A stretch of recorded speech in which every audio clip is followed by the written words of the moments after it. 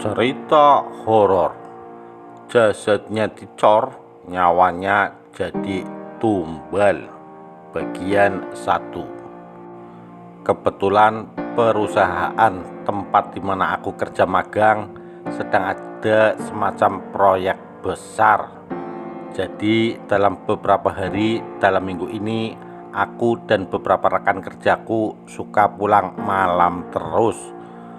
Oh iya, kenalin, aku Dini, nama samaran. Di kantorku ada perempuan namanya Rina. Dia adalah ketua proyek yang diangkat baru-baru ini. Dan anehnya, setelah pengangkatan Rina menjadi ketua, banyak sekali cerita serem yang dialami oleh beberapa karyawan. Jadi kantorku ini mendadak berasa berhantu. Suatu hari ketika lembur, Rina harus memfotokopi beberapa lembar surat-surat. Kebetulan mesin fotokopi berada di lantai atas. Ketika Rina sampai di lantai atas, tepatnya posisi dia lagi berdiri gak jauh dari mesin fotokopi, ada satu ruangan yang dikunci. Pintunya warna merah, beda dari pintu-pintu yang lain di kantorku. Dan nggak ada yang tahu atau pernah masuk ke ruangan itu, karena memang nggak dibolehkan masuk sekalipun karyawan lama.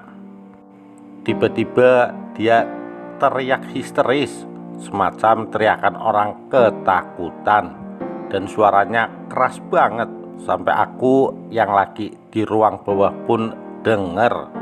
Otomatis aku dan beberapa rekan kerjaku yang mendengar langsung berhamburan keluar buat lihat keadaan si Rina ini. Sesampainya kami di atas, Rina sudah dalam kondisi duduk di sudut ruangan sambil menutup mukanya pakai tangan.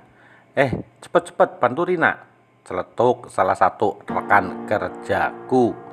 Untungnya malam itu ada cowoknya, jadi Rina bisa dipopong untuk turun ke lantai bawah. Setelah dia tenang, Rina cerita sambil nangis. Katanya dia lihat sosok manusia keluar dari tembok, dan seremnya sosok itu kemudian berjalan ke arah Rina. Makanya dia sampai teriak histeris. Gak lama Rina nelpon temennya, kalau gak salah namanya Cipto. Sedikit aku kasih tahu latar belakang Rina. Dia ini sebatang kara yang hidupnya sangat mandiri. Sampai aku sendiri begitu kagum sama sosok Rina ini. Karena selain mandiri, dia juga pinter banget di kantor. Dan siapa Cipto? Dia itu adalah mantan supervisi Rina sebelum dia naik jabatan dan jadi ketua proyek. Tapi anehnya, malam itu orang yang pertama kali ditelepon tuh si Cipto. Padahal suami bukan, pacar apalagi. Ya positif aja lah, mungkin sahabatnya. Dan kalian tahu nggak apa yang Rina bicarakan sama Cipto di telepon?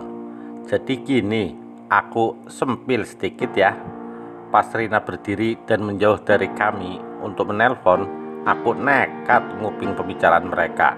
Dan tahu nggak apa yang mereka bicarain? Kalau Rina meminta pertanggungjawaban sama apa yang sudah diperbuat sama Cipto. Lah emangnya Cipto mesti tanggung jawab apa? Aku makin penasaran dong. Aku fokusin pendengaran, tapi udah gak denger lagi si Rina ngomong apa. Soalnya Rina tiba-tiba ngomong sambil nangis, jadi gak jelas.